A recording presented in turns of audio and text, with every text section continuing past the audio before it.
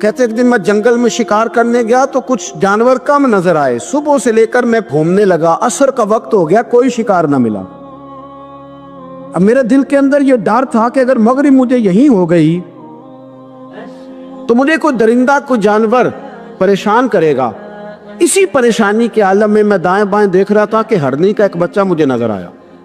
میں نے جھٹ سے وہ ہرنی کا بچہ ہی اٹھا لیا کہ آج یہی شکار کروں گا۔ کہتے ہیں میں نے اسے گھوڑے کے آگے رکھا، اپنے آگے گردن کی جانب، اور میں نے گھوڑے کی لگامیں اس تیزی سے گھمائی کہ سر پٹ گھوڑا دوڑایا تاکہ مغرب سے قبل میں شہر میں پہنچ جاؤں، یہ جنگل کا علاقہ گزر جائے۔ کہتے ہیں میں بڑی گرمی تھی، بڑی پیاس لگی، پر پانی نہ پیا نہ گھوڑے کو پلایا، سر پٹ دوڑایا اس ڈر سے کہ کہیں ایسا نہ ہو کہ میں جنگل میں مجھے شام ہو جائے۔ کہتے ہیں جب میں شہر سے باہر پہنچ گیا تو مغرب کا وقت بھی شروع ہو گیا۔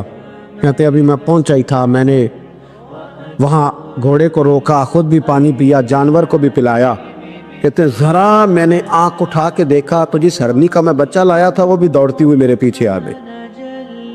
کہتے ہیں وہ پیچھے میرے کھڑی ہے، پتہ نہیں کہاں سے بیچاری دوڑی، میرا تو گھوڑا تھا اور میں نے تو سانس بھی نہیں لیا۔ 1.5 گھنٹہ 2 گھنٹے میں بھگاتا لایا اس جلدی میں کہ باہر آنا ہے۔ کہتے ہیں پلٹ کے دیکھا تو اس کی سانس پھولی ہوئی ہرنی کی اور للچائی نظروں سے مجھے دیکھ رہی ہے۔ دل کے ایک کونے سے آواز آئی کہ آج تو 2 شکار ہو گئے۔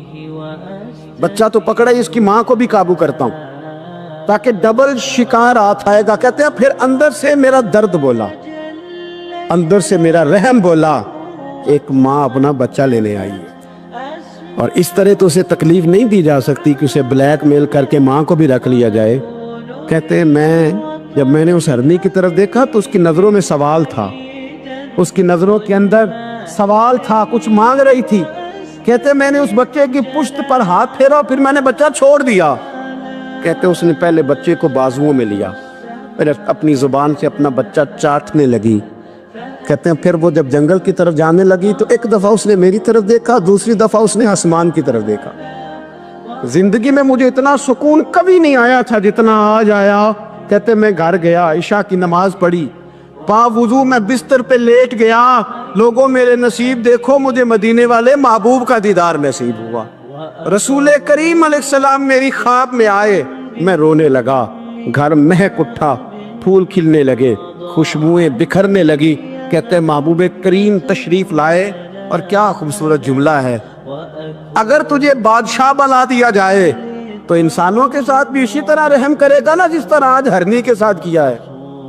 اگر تجھے بادشاہ بنایا جائے تو رویہ یہی رکھے گا یا بدل جائے گا؟ کہتا میں رو پڑا، میں نے کہا یا رسول اللہ میں تو غلام بننے کے بھی قابل نہیں، تو بادشاہ کیسے بنوں گا؟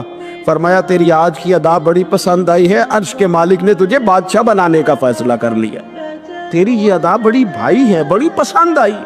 فرماتے ایک ہرنی کے بچے پہ رحم کھایا تھا، رب کریم نے مجھے بادشاہی عطا فرما لی۔ ہم نہ سیاست سے بادشاہی لینا چاہتے، سیاستدانوں کے اپنی جیب سے اشتہار چھپوا کے بادشاہی لینا چاہتے، ڈیرا بنا کے بادشاہی لینا، نہ بادشاہی تو رحم کرنے سے ملتی، بادشاہی تو شفقت کرنے سے ملتی، بادشاہیاں تو اللہ کی مخلوق سے پیار کرنے سے ملتی۔ وہ شخص کہتا ہے کہ میرا ظرف یہ تھا کہ 4-5 دینار ملیں گے، تو امام حسین فرمانے لگے تھوڑی دیر بیٹھ جا، رزق آ رہا ہے۔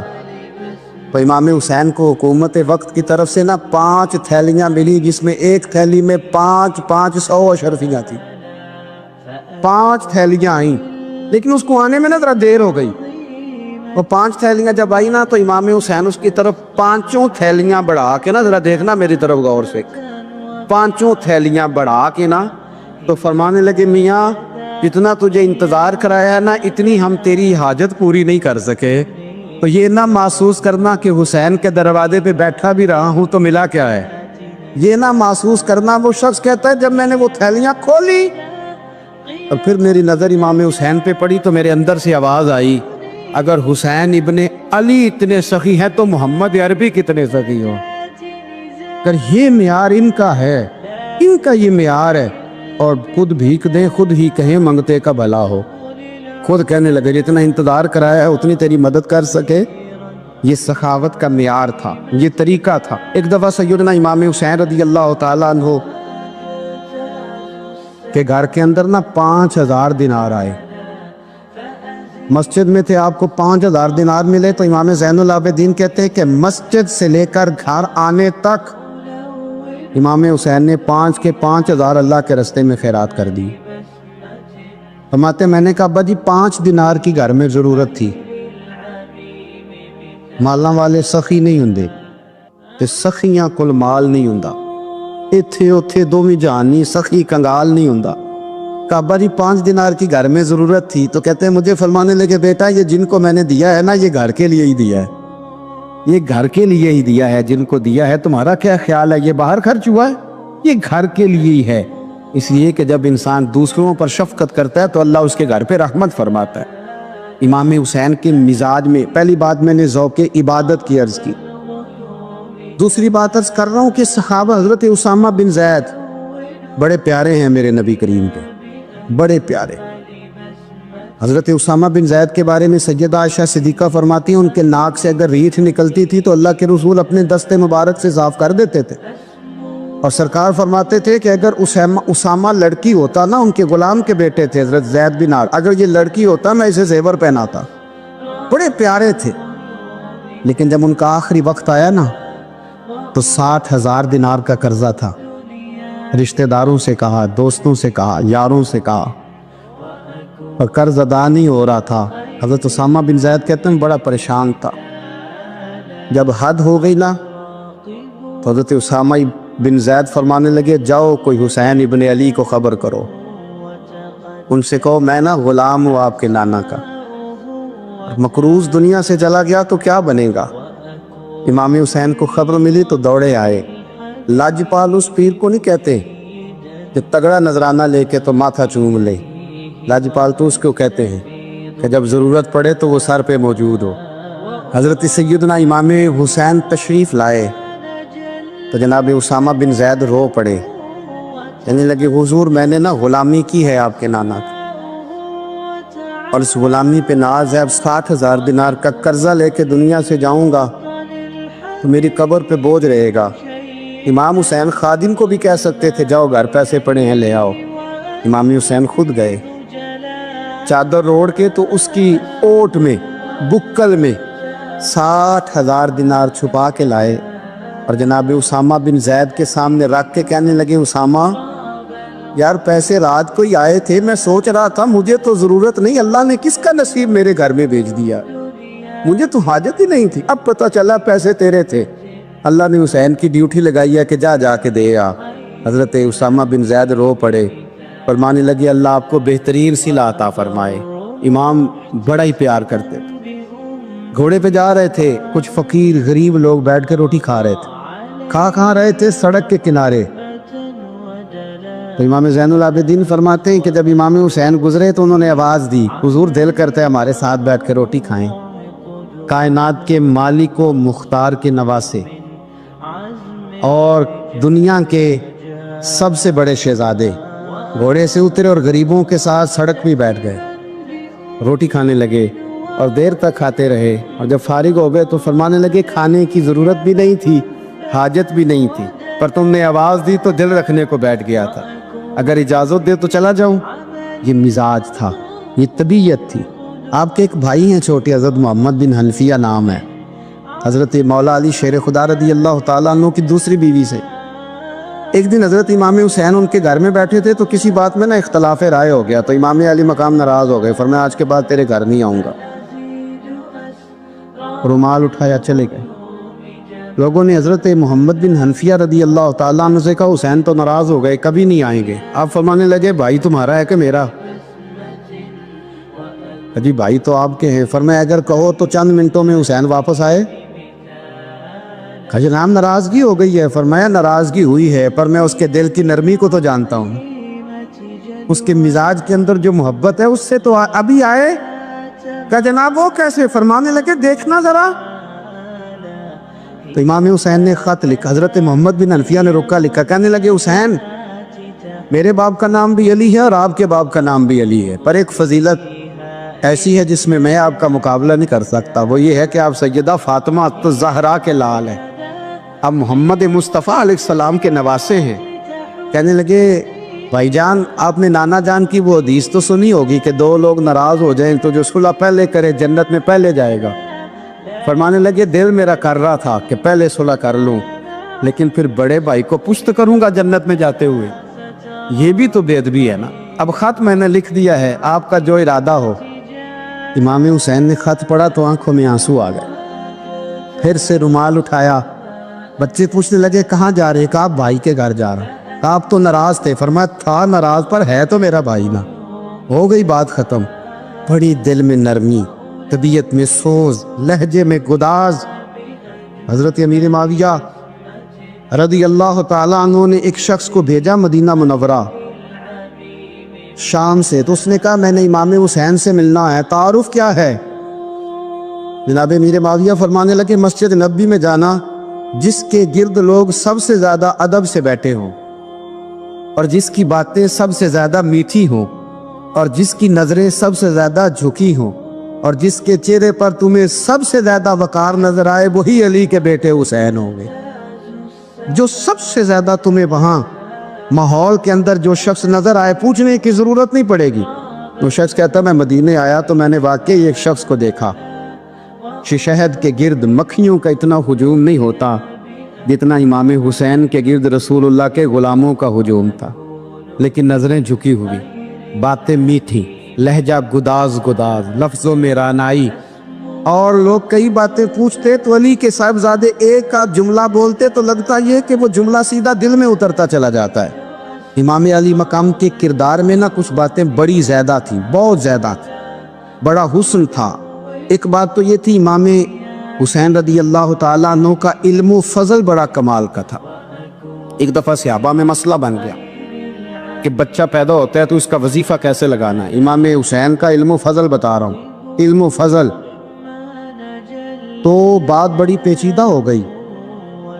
حضرت عبداللہ ابن زبیر کے پاس لوگ آئے، کہنے لگے کہ آپ بڑے صاحب علم و فضل ہیں، آپ نے حضور علیہ الصلوۃ والسلام کے ساتھ وقت گزارا ہے، تو مسئلے کو حل کریں کہ بچہ پیدا ہونے کے بعد حکومت اگر وظیفہ لگائے گی تو کب لگائے گی؟ جب بحث طول پکڑ گئی، مسئلہ حل نہیں ہوتا تھا، تو حضرت عبداللہ ابن زبیر کہنے لگے ہم سے نہیں حل ہوگا. ایک بندہ ہے جس کے سینے میں رسول اللہ صلی اللہ تعالیٰ علیہ وسلم کے نور نبوت کا فیضان ہے، وہ یہ مسئلہ حل کریں گے. تو کہا وہ کون سے؟ آپ فرمانے لگے جب ہم سے مسائل حل نہیں ہوتے تو ہم ان کے علم سے فائدہ اٹھاتے ہیں. کہا کون ہے؟ کہا جناب امام حسین. تو لوگ حضرت امام حسین کے پاس گئے کہ حضرت یہ ایک مسئلہ الجھ گیا ہے کہ بچہ پیدا ہو تو وظیفہ کب لگانا ہے. فرمایا الجھنے والی بات ہی کوئی نہیں. پیدا ہونے کے بعد جب وہ پہلی دفعہ آواز نکالے تو اس کا وظیفہ لگا دو. اس کا مطلب یہ ہے کہ وہ دنیا میں آ گیا ہے، اس نے اپنے آنے کا اظہار کر دیا ہے، اعلان کر دیا ہے، اب اس کا وظیفہ لگا دو. تو اس پر پھر صحابہ کا اتفاق ہو گیا. امام حسین کے علم سے، فضل سے لوگ فیض اٹھاتے تھے. حضرت سیدنا امام حسین کی شہادت کے بعد حضرت عبداللہ ابن زبیر رضی اللہ تعالیٰ عنہ نے قاتلان حسین سے خطاب کیا اور فرمانے لگے اللہ کی قسم تم نے اس شخص کو شہید کیا ہے جو راتوں کو لمبے لمبے قیام کرتا تھا، اور تم نے اس شخص کو شہید کیا ہے جس سے میں دن میں جب بھی ملتا تھا تو وہ روزے سے ہوتا تھا. تم نے اس شخص کو شہید کیا جو قائم اللیل تھا، صائم الدہر تھا. اس شخص کو تم نے شہید کیا. آپ کو پتہ ہے کہ میدان کربلا میں جب 9 محرم کو ابن سعد نے امام حسین سے کہا کہ جنگ کرو، اگر یزید کی بیعت نہیں کرنی تو امام حسین نے فرمایا ایک رات کی مہلت دے دو، ایک رات کی مہلت دے دو. حضرت امام زین العابدین کہتے ہیں میں نے اپنے والد گرامی سے عرض کی کہ ابا جی آپ جہاد سے دور جانے والے تو ہیں نہیں، آپ تو جہاد سے پیار کرنے والے، اور یہ بھی پتہ ہے مجھے کہ یہ جنگ اب ہو کے رہے گی، تو ایک رات کی مہلت لینے کا معنی کیا ہے؟ بھئی کل بھی لڑنا ہے اور رات بھی لڑنا ہے، تو ابا جی ایک رات کی مہلت. تو سیدنا امام حسین رضی اللہ تعالیٰ عنہ فرمانے لگے بیٹا رات کی مہلت اس لیے لی ہے کہ میں آج رات کھل کے اپنے رب کی عبادت کر لوں، میں استغفار کر لوں، میں لمبے سجدے کروں. اور کہا زین العابدین تو جانتا ہے نا کہ مجھے نماز سے، تلاوت سے، دعا سے اور استغفار سے بڑا پیار ہے، رسول کریم علیہ السلام نے فرمایا، جامع ترمذی میں موجود ہے، فرمایا میں جا رہا ہوں پر تمہیں دو بڑی بھاری بڑی وزنی چیزیں دے کے جا رہا ہوں، صحیح ستہ کی روایت، دو وزنی چیزیں تمہارے بیچ چھوڑ کے جا رہا ہوں، اگر ان کو تھام کے رہو گے تو کبھی گمراہی تمہارے پاس نہیں آئے گی۔ یا رسول اللہ وہ کون کون سی؟ فرمایا ایک اللہ کی کتاب دے کے جا رہا ہوں اور دوسرا اپنا خاندان دے کے جا رہا ہوں۔ اگر اہل بیت نبوت کو تھامے رہو گے، ہمارے بزرگوں نے لکھا ہے کہ یہ جو حضور نے کتاب اللہ اور پھر اپنی اہل بیت کا تذکرہ فرمایا، تو اس کا مطلب یہ ہے کہ تھیوری دیکھنی ہوئی تو قرآن دیکھنا، اور پریکٹیکل دیکھنا ہوا تو علی اور فاطمہ کو دیکھنا، حسن اور حسین کو دیکھنا، ان کو دیکھنا۔ نبی کریم علیہ الصلوۃ والسلام کے اہل بیت مینارہ نور ہیں، ان کی محبت، ان کا پیار کیوں بھلا؟ اس لیے کہ یہ وہ خوبصورت لوگ ہیں جن کو خود میرے نبی پاک نے تراشا ہے۔ ان کی سیرت میں جتنے رنگ ہیں وہ رسول کریم نے خود بھرے، ان کی ایک ایک بات کا خیال نبی پاک نے رکھا ہے، حضور نے از خود انہیں اپنی صحبت عطا کی ہے۔ زیادہ دور نہیں تھا سیدہ فاطمہ کا گھر، مسجد نبوی کے ساتھ تھا، اللہ کے رسول دن میں 2 دفعہ جایا کرتے تھے، پھر بھی کبھی کبھی فرماتے فاطمہ میرا دل کرتا ہے آج میں رات تیرے گھر میں قیام کروں، تو سیدہ فاطمہ الزہرا فرماتی ہیں کہ آمنہ کے لال اس طرح بھی میرے گھر میں قیام کرتے تھے کہ حضور چارپائی پہ لیٹتے تھے تو ایک کندھے پہ امام حسن کا سر ہوتا تھا اور دوسرے پہ امام حسین کا سر اقدس ہوتا تھا، اور فرماتی ہیں رات کو کبھی حسنین کریمین دودھ مانگتے تو میں اٹھتی دودھ دینے کے لیے، تو حضور فرماتے لیٹ جاؤ آج میرے ساتھ سوئے ہیں تو دودھ بھی میں ہی پلاؤں گا، تو محبوب اٹھتے ان کے لیے دودھ لاتے برتن سے نکال کے، حضور نے انہیں وقت دیا اور پھر ان کی چھوٹی چھوٹی چیزوں کا خیال رکھا۔ صحیح بخاری میں موجود ہے، تربیت پر توجہ دی۔ امام حسین تشریف لائے، ابھی عمر مبارک 7 سال کے قریب تھی، مسجد نبوی میں صدقے کی کھجوروں کا ڈھیر لگا ہوا تھا۔ چھوٹا بچہ جو ہوتا ہے نابالغ، اس پر شریعت کے احکامات نہیں آتے، صدقے کی کھجوروں کا ڈھیر تھا مسجد نبوی میں۔ یہ تربیت ہے، یہ ٹریننگ ہے جو اللہ کے محبوب نے خود انہیں عطا فرمائی۔ صدقے کی کھجوروں کا ڈھیر تھا، امام حسین حضور کے ساتھ آئے تو امام علی مقام نے نہ ایک کھجور اٹھا کے منہ میں رکھ لی۔ شارحین نے لکھا ہے لگتا یہ ہے کہ کئی دنوں کی بھوک تھی، کیونکہ یہ فاقہ اہل بیت کا بڑا محبوب ہے، مجبور نہیں تھے، وہ تو خزانوں کے مالک تھے، پر غریبوں سے محبت کی وجہ سے فاقے کیا کرتے تھے، یہ ان کی پسند ہے فاقہ کرنا۔ تو ایک کھجور امام علی مقام نے رکھ لی تو اللہ کے رسول نے گلے میں انگلی ڈال کے نکال دی اور فرمایا حسین یہ صدقہ ہے، یہ میری اہل بیت کے لیے درست نہیں ہے۔ حضور نے خود تربیت کی، اور پھر سیدہ فاطمہ الزہرا نے نا اپنے بچوں کو تراشا، ان پر محنت کی۔ میں اکثر گزارش کرتا ہوں دوستوں سے، میں کہتا ہوں کربلا کا واقعہ کوئی حادثاتی نہیں ہے، اس کے پیچھے پوری ایک لاجک ہے، اس کے پیچھے پورا ایک فلسفہ ہے۔ ایسے ہی کوئی آدمی 3 دن بھوکا پیاسا رہ سکتا ہے؟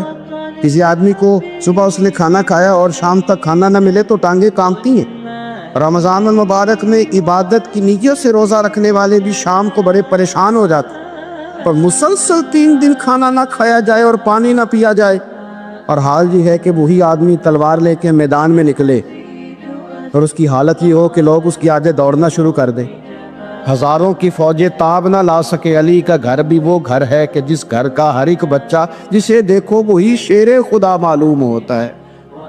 یہ کوئی آسان ہے؟ اس کے پیچھے پوری ایک اس کے پیچھے فلسفہ ہے۔ امام راضی کی تفسیر کبیر دیکھیے گا، حضرت امام حسین کی وہ شخصیت تھی کہ مشکات میں حدیث ہے، نبی پاک صلی اللہ تعالی علیہ وسلم کی چچی جناب ام فضل صبح صبح گھبرائی حضور کی بارگاہ میں آئی، عرض کی یا رسول اللہ صلی اللہ علیہ وسلم آج میں نے عجیب خواب دیکھا ہے، میں ڈر گئی ہوں۔ حضور نے فرمایا چچی کیا دیکھا؟ عرض کی حضور میں نے کہا ہے کہ آپ کے وجود کا گوشت کا ایک ٹکڑا کٹ کے میری جھولی میں آ گیا۔ حضور یہ کیا ہے؟ تو محبوب خواب سن کے مسکرائے، فرمایا چچی یہ پریشانی والا خواب نہیں، یہ تو خوشی والا خواب ہے، اللہ فاطمہ کو بیٹا عطا کرے گا اور وہ تیری گود میں کھیلا کرے گا، چونکہ وہ میرے وجود کا ٹکڑا ہوگا لہذا خواب تجھے یہ آئی ہے۔ تو امام حسین پیدا ہوئے، امام حسن کی عمر ابھی 11 مہینے تھی، تو نبی پاک نے امام حسین کو جناب ام فضل اپنی چچی کی گود میں دے دیا کہ فاطمہ کے لیے دونوں بچے سنبھالنا مشکل ہوگا۔ وہ خواب اس طرح پوری ہوئی۔ امام حسین سے حضور نے بڑا پیار کیا، بڑی محبت فرمائی نبی پاک سے۔ کچھ حدیثیں میں نے جمعے میں عرض کی تھی، حضرت ابو ہریرہ رضی اللہ تعالیٰ عنہ کہتے ہیں یہ واحد بچہ تھا حضور کے گھرانے کا کہ میں نے دیکھا کہ نبی پاک صلی اللہ علیہ وسلم بیٹھے تھے تو یہ حضور سے کہہ رہے ہیں، نبی پاک سے کہ نانا جی اٹھ کے کھڑے ہو. کہتے حضور کھڑے ہو گئے تو کہنے لگے میں نے آپ کے برابر جانا ہے. بچے جو مرضی ضد کر لیتے ہیں نا. قد چھوٹا تھا، عمر 7.5 سال تھی. کہنے لگے نانا میں نے برابر جانا ہے. تو نبی پاک صلی اللہ علیہ وسلم نے ہاتھ پکڑ لیے، فرمایا چل پھر ہو جا برابر. تو حضرت ابو ہریرہ کہتے ہیں انہوں نے حضور نے ہاتھ پکڑے اوپر کھینچا تو امام حسین نے پہلے اپنے پیر حضور کے گھٹنوں پہ رکھے، پھر نبی پاک کے سینے پہ رکھے، اور جب ان کا قد سر تھوڑا سا حضور سے اونچا ہو گیا تو محبوب فرمانے لگے چل بس کر، تو نے تو کہا تھا آپ کے برابر ہونا ہے، تو اوپر نکل گیا ہے، چل بس کر. فرماتے پھر امام حسین نے زبان باہر نکالی تو محبوب ان کی زبان چوسنے لگے، پھر ساتھ لٹا لیا اور انہیں سونگھنے لگے. تو میں نے عرض کی حضور آپ حسین کو سونگھتے کیوں ہے؟ تو فرمایا ابو ہریرہ مجھے حسین کے وجود سے جنت کی خوشبو آتی ہے، مجھے حسین کے وجود سے جنت کی. ایک دن حضور گزر رہے تھے، اصل اس طرح تھا کہ یہ نبی پاک کا حجرہ تھا. جن لوگوں کو اللہ نے مدینے کی زیارت کرائی ہے وہ جان سکتے ہیں نبی پاک کا حجرہ تھا. تو حضور کے حجرے کی اس جانب یعنی مسجد کی جو بالکل سیدھ ہے اس کی بیک میں سیدہ فاطمہ رہتی. تو حضور اکثر میں نماز کے لیے جب نکلتے تو حضرت فاطمہ کے حجرے کے پاس سے ہو کر دوبارہ محراب میں جاتے. محبوب حجرے کے پاس سے گزرے تو امام حسین رو رہے تھے، تو حضرت فاطمہ نے کسی بات میں جھڑک دیا تو امام حسین رونے لگے. تو نبی پاک نماز کے لیے گئے تو واپس لوٹ آئے اور واپس تشریف لا کے کہا فاطمہ حسین کو کیا ہوا؟ عرض کی یا رسول اللہ تنگ کر رہے تھے میں نے ڈانٹ دیا ہے. کیا خوبصورت جملے ہیں حدیث پاک میں. سرکار نے فرمایا فاطمہ اس کو حسین کو نہ رونے نہ دیا کر، یہ جب روتا ہے نا تو میرے دل کو تکلیف ہوتی ہے. تو بی بی صاحبہ کہتی ہیں یہ حکم آیا نبی پاک کا میرے نا، پھر میں نے ڈانٹنا چھوڑ دیا. یہ ان کے فضائل تھے، ان کی تربیت خود نبی پاک نے فرمائی. پہلی بات تو یہ ہے کہ نبی پاک نے دعا مانگی تو یا اللہ میرے گھر والوں کو زیادہ روزی نہ دینا، انہیں ایک وقت روٹی دینا، ایک وقت کی بھوک دینا. یہ جو 10 دن کربلا میں انہیں ٹینشن نہیں نہ ہوئی، انہیں عادت تھی فاقہ کرنے، انہیں 3 دن وصلی روزے رکھنے کی عادت تھی. پہلی بات. دوسرا یہ کہ جہاد کی تربیت حضور خود کراتے. حضرت فاطمہ الزہرا کہتی میں پردے کے پیچھے دیکھ رہی تھی، نبی پاک نے امام حسن اور حسین سے فرمایا چلو میرے سامنے کشتی لڑو. تو دونوں حضرات آپس میں جب کشتی لڑنے لگے تو نبی پاک نا امام حسن کو کہتے حسن حسین کو ٹانگوں سے پکڑو، حسن حسین کو پیچھے سے پکڑو. جب نبی پاک بار بار امام حسن کو بتا رہے تھے تو سیدہ پیچھے سے بول پڑی، کہنے لگی یا رسول اللہ آپ چھوٹے کو بتائے آپ بڑے کو بتا رہے. بڑا تو پہلے 11 مہینے بڑا ہے تو آپ چھوٹے کو بتائے بڑے کو بتا رہے. تو فرمایا فاطمہ تو چپ کرنا، جو میں دیکھ رہا ہوں تو نہیں نہ دیکھ رہی، ایک کو میں بتا رہا ہوں دوسرے کو جبریل امین بتا رہے ہیں. لیکن اس کے ساتھ ساتھ امام حسین رضی اللہ تعالیٰ عنہ کا جذبہ جہاد، امام حسین کی استقامت. آج لوگ ادھر ہوتے ہیں جس طرف ہوا کا رخ ہوتا ہے. آج لوگوں کی سوچوں کا زاویہ یہ ہے کہ جدھر رش زیادہ ہوگا ہم بھی ادھر جائیں گے. ہم یہ نہیں دیکھتے حق کس طرف ہے، ہم یہ دیکھتے ہیں رش کس طرف ہے. امام حسین رضی اللہ تعالیٰ عنہ نے رش نہیں دیکھا، حق دیکھا. امام حسین رضی اللہ تعالیٰ عنہ استقامت کے وہ پہاڑ ہیں، معمولی آدمی نہیں تھے. فرزق شاعر کہتا ہے کہ میں نے امام حسین سے کہا تھا، میں نے کہا لوگوں کی تلواریں یزید کے ساتھ ہے پر دل آپ کے ساتھ ہے، دل آپ کے ساتھ ہے. امام حسین رضی اللہ تعالیٰ عنہ نے زمانے کے حالات نہیں دیکھے، حق اور سچ دیکھا. جتنی چیزیں انسان کو کمزور کر سکتی ہیں وہ ساری امام حسین پہ طاری کی گئی. جتنی چیزیں، وطن چھوڑنا کتنا کو مشکل ہوتا ہے. شالا پردیسی کوئی بھی نہ تھی وے کخ جنا تو پارے. حضرت سلطان باؤ فرماتے ہیں بچو پردیسی ہونا کوئی آسان ہے؟